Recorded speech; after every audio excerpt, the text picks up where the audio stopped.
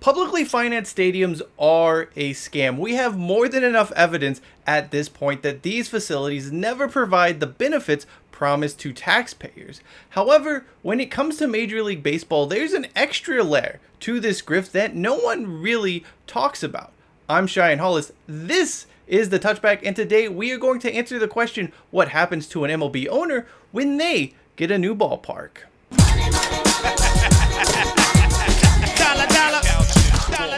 When Oriole Park at Camden Yards opened in 1992, it was a game changer for baseball. Every owner in the sport looked at Camden Yards and said, that is what we need for our team. That led to a mad dash of new ballparks being built over the past 30 years. In fact, including the home of the Orioles in this discussion, since 1992, a total of 22 MLB teams have opened up 23 new stadiums during the past 30 years. The only franchises to have not opened a new stadium during this period are the two Chicago franchises, the two Los Angeles franchises, Boston, Kansas City, Toronto, and of course, Oakland. To answer the question of what happens to MLB owners when they get a new stadium built, we also need to prune away some of the other franchises here that don't really fit into what we're talking about. Namely, I'm talking about the expansion teams in Arizona and Colorado, whose stadium deals were part of larger expansion agreements. We're also not going to include the Washington Nationals here because Ted Lerner didn't actually buy that team until work had begun on Nationals Park. So again, that doesn't really count for what we're looking at right here. Including Camden Yards, 19 MLB teams have opened up 20 stadiums since 1992. At present, 60% of all MLB owners who have gotten one of these new stadiums built since 1992 went on to sell the team. That figure will likely increase to 65% when Liberty Media offloads the Atlanta Braves as expected. There is more to these numbers and more to this story though. When you look at the teams to have not been sold after getting a new stadium built, you'll notice first and foremost that 4 of these are family-owned franchises with sort of a legacy of being part of the city they are in. The 5th, of course, is the San Francisco Giants. In Detroit, Mike Ilitch and his family have owned the Tigers since 1992 and were instrumental in getting Comerica Park completed in 2000. They also have vast interests in Detroit.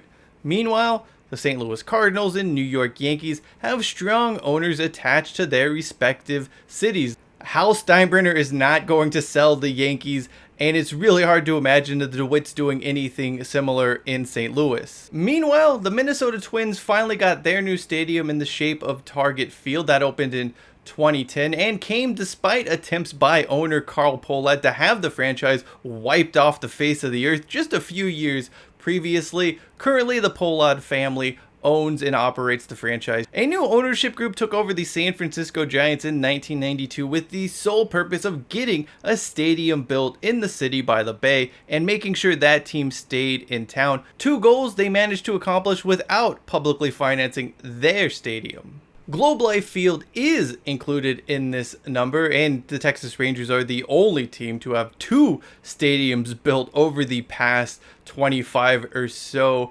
years. As mentioned earlier, 60% of MLB owners to have gotten a new stadium since 1992 have sold their franchises. On average, the sale comes within 6.8 years after opening day that first year of the new ballpark. When Oakland A's owner John Fisher said he was going to be in Las Vegas for the long haul, it was a lie. History and numbers tell us otherwise. In fact, given the stupidity of the flip tax being imposed on the franchise by Major League Baseball, it really just sets them up perfectly to sell the franchise at the optimal time when that Las Vegas stadium is completed and in operation. As we are about to see though, it's important to note that not all these franchises being sold are direct correlation from having a new stadium completed. However, you can't help but believe there isn't some causality involved, even if outside circumstances did make a sale necessary. With that in mind, here's what specifically has happened when an MLB owner has gotten a new stadium opened since 1992. Here comes the money. Here we go. Money talk.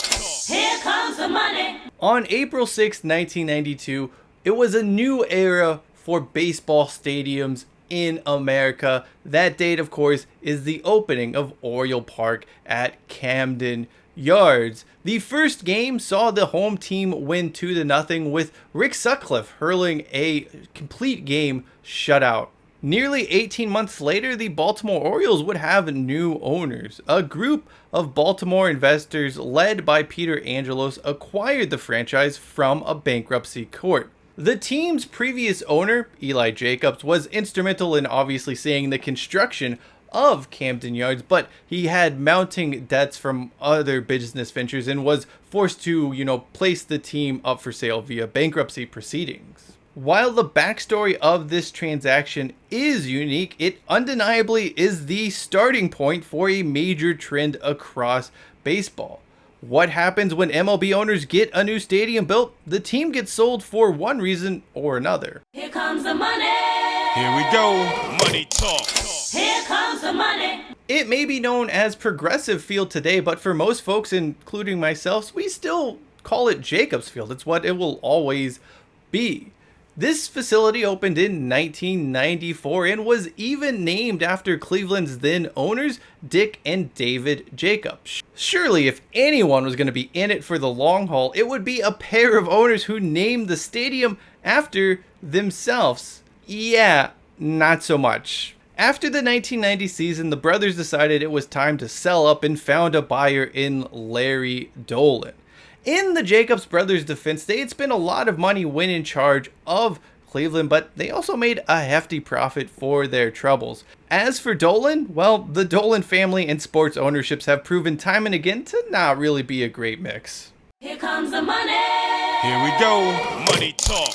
Here comes the money. George W. Bush and a bunch of his cowboy cronies pulled off the ultimate real estate boondoggle of the century down in Texas when they convinced taxpayers to build the Texas Rangers a new stadium in Arlington.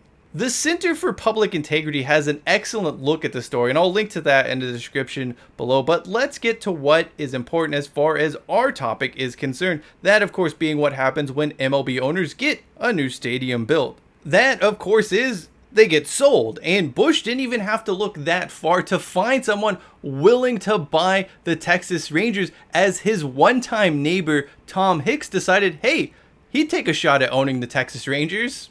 This, of course, was part of his ill-fated attempts to build a sports empire that backfired spectacularly, and honestly, good riddance to Tom Hicks. He was a terrible sports owner, and really, everyone involved with getting the original ballpark at Arlington built was nothing more than a shyster looking to make a quick buck, George W. Bush included. Here comes the money. Here we go. Money talk.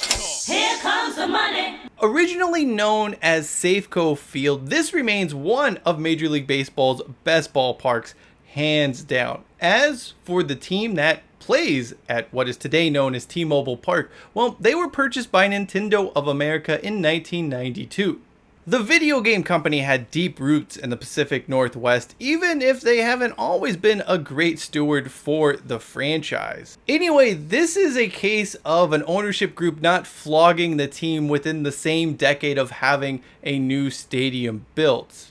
Nintendo of America wouldn't sell the Mariners until 2016. That is likely due to the fact that Safeco Field and the Seattle Mariners were able to turn a profit every year since Safeco Field or T-Mobile Park or whatever you want to call it open. Japanese companies are historically conservative when it comes to selling any revenue generating asset. So it didn't really make sense for Nintendo to sell it, although eventually they did offload the Mariners. Here comes the money. Here we go. Money talk. Here comes the money. In 2008, Jim Crane backed out of a deal to purchase the Houston Astros from Drayton McLane at the very last minute. It was a move that pissed a lot of people off. Of course, then Crane spent the next 2 years bidding on basically any MLB franchise that even was rumored to be for sale. After failing in these efforts, Crane would double back to buy the Astros in 2011. All things considered, McLean was ready to cash out of that franchise in 2008, and that can be seen by the results and just lack of investment made in Houston during those last few years of McLean's ownership. And that's why I'm putting 2008 as the sale date here. McLean did not want the Astros for those last few seasons. He was ready to recoup some money. It is no coincidence that the Astros began their tankapalooza at this time and spent the next 6 years in the baseball wilderness. So while technically the team was sold in 2011, for all intents and purposes, this team had been let go of in 2008. Here comes the money. Here we go, money talk. Here comes the money. Pittsburgh Pirates CEO and one-time owner Kevin McClatchy, he has a really weird reputation in that the fan base always looks back on his time fondly, and obviously he was a big reason why PNC Park did open in 2001. However, dude was not overseeing a particularly successful on-field period. In fact, the lack of on-field success was one of the reasons why McClatchy gave up his stake in the Pirates, which minority owner Bob Nutting and his family purchased, and they would take over controlling interest of the Pirates. There were a few different issues at play with what McClatchy was doing and saying in the media, and this wasn't about the stadium per se, but you can't help but think Nutting isn't eagerly purchasing a controlling stake in the Pittsburgh Pirates without a new stadium having been built and operational. Here comes the money. Here we go, money talk. Here comes the money. If you watched my video on the Oakland A's flip tax, then you really have no reason to watch this next section on the Milwaukee Brewers, because honestly, I'm just going to reuse that because I think it's good. So yeah, if you watch the flip tax video, feel free to fast forward through this part of the video. Who started all of this? Probably Bud Selig. I mean, really, seriously, who else could it be? Look who it is. It could only be you. He knew all along. Despite having served as acting commissioner of baseball since 1992, the Selig family was never forced to give up its stake in the Milwaukee Brewers. Selig always maintained he had handed control of the team over to his daughter, but no one believed that for a second. It was basically widely assumed by everyone in baseball Selig still owned and ran the Brewers, and his daughter was just a figurehead. Anyway, work on a new baseball stadium in Milwaukee began in the 1990s with what was then known as Miller Park opening in 2001. And what do you know? Surprise, surprise. Are you ready for this? Selig's family decided to sell the Brewers in 2004, 3 years after that completion of a brand new stadium. Look, they could have sold the team anytime from when he was named acting commissioner in 1992, from when Selig was named permanent commissioner in 1998, any moment between then and the stadium being completed, but they did not. The Selig family specifically waited for Miller Park to be completed, for it to begin operations for a few seasons, and then sold it in 2004. Here comes the money. Here we go, money talk. Here comes the money. The Cincinnati Reds have had some pretty crappy owners over the years. I don't even know why that city decided to give the Reds a new stadium, even with Carl Lindner taking over from Marge Schatz. The city did though, and they built Great American Ballpark for the then owner, and that stadium opened in 2003. Of course, by 2006, Lindner had had enough of the franchise and sold it on to another crappy owner who's somehow still owning the team despite really any logical explanation as to why, considering he seems to hate the franchise and the fans and really just everything about it. Here comes the money. Here we go, money talk. Here comes the money. There is arguably no more perfect marriage in baseball between stadium and location than Petco Park in San Diego.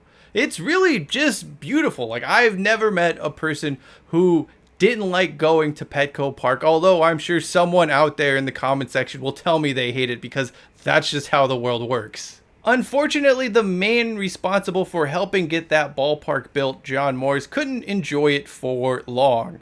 A messy divorce in 2008 meant that he was forced to put the team up for sale. After a few deals fell through, a buyer was eventually found in 2012 with the late Peter Seidler taking over.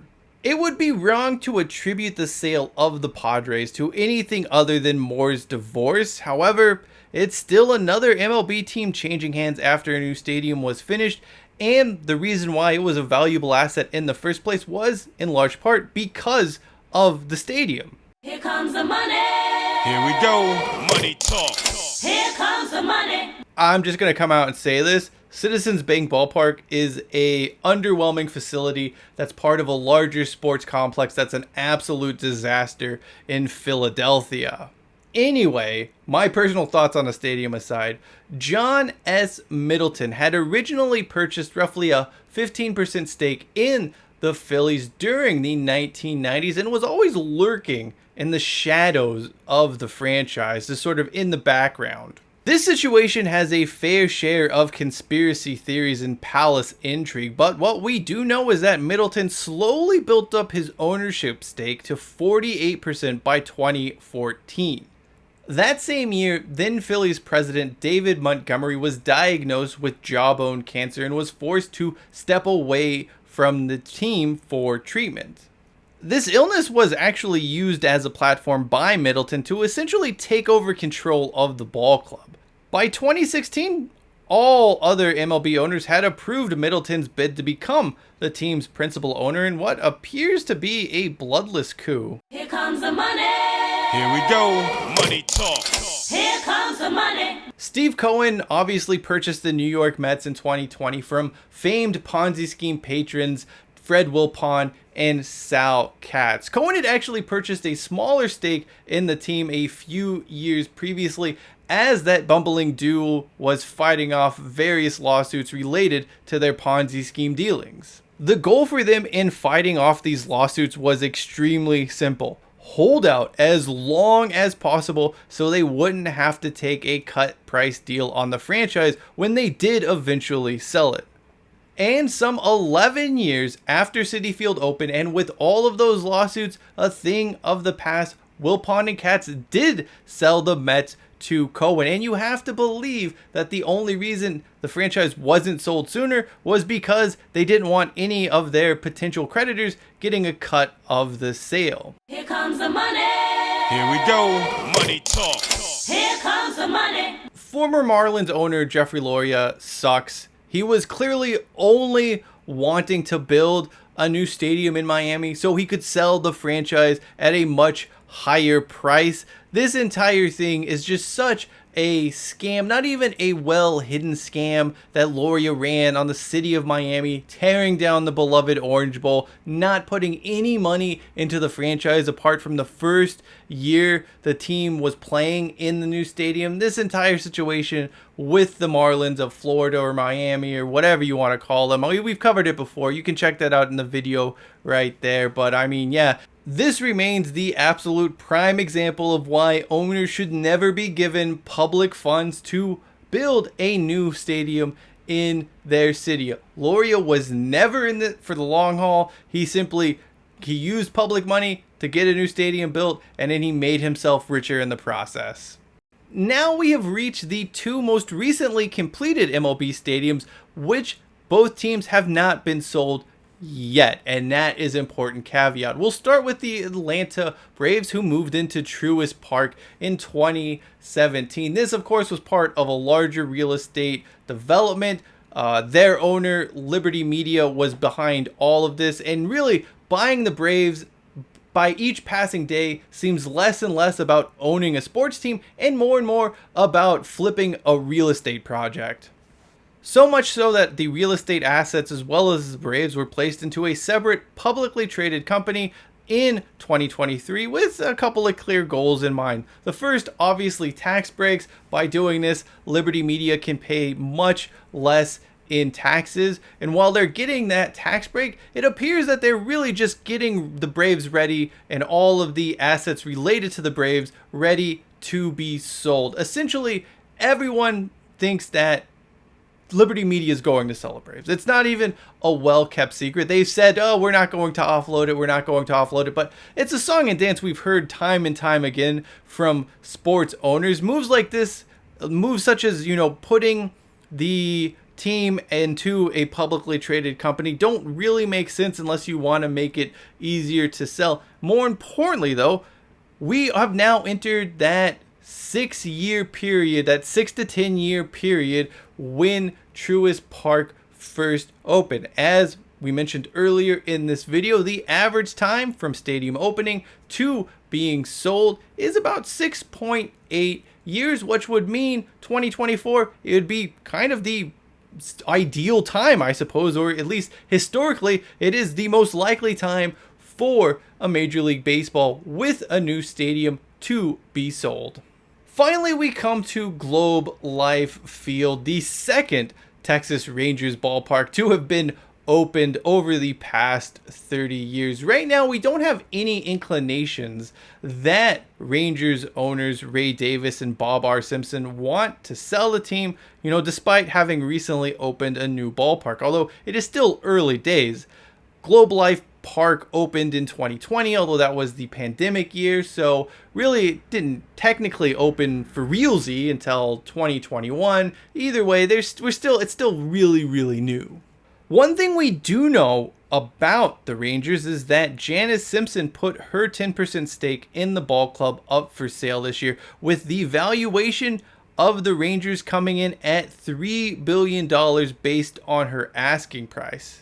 The $3 million price tag is certainly interesting, and it really means the Rangers are a team to keep an eye on. While you have the $3 billion valuation right now, there's a new ballpark, of course, which is important to the value, and if the franchise is successful for a couple of more seasons, it's going to be really hard for them to at least not kick the tires on offloading the team and making a boatload of money in the process. What happens when an MLB owner gets a new stadium? Well, roughly about 6.5 years after it opens, they sell the team and make themselves a fair amount of money in the process. So when John Fisher says he's in it for the long haul when it comes to Las Vegas and the A's, you can't help but laugh and go, that's bullshit, guy. Come on, the proof is right here. You're going to sell that team, and the flip tax being imposed on you, well, it's nothing, because the average transaction time between new stadium opening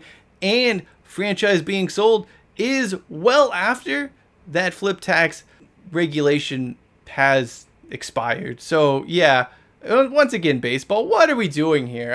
It's wild. It's ridiculous that this stuff gets to happen. But for me, it just highlights the even worst aspect of the stadium scam. It's bad enough you are forcing taxpayers, you're demanding taxpayers, you're holding cities hostage in order to get funds for new stadiums or renovations for existing stadiums, when history tells us that not only are those just bad investments, that the taxpayers will never get a good return on the money they're giving you, but not only that, the owners demanding this money are simply going to leave town a few years later with a full bag in hand. What utter nonsense. What are you going to do, though? I guess that's baseball. We are talking baseball. It is one big scam. That does it for me. I'm Cheyenne Hollis. This is the Touchback, and as always, hashtag take it out to the 25.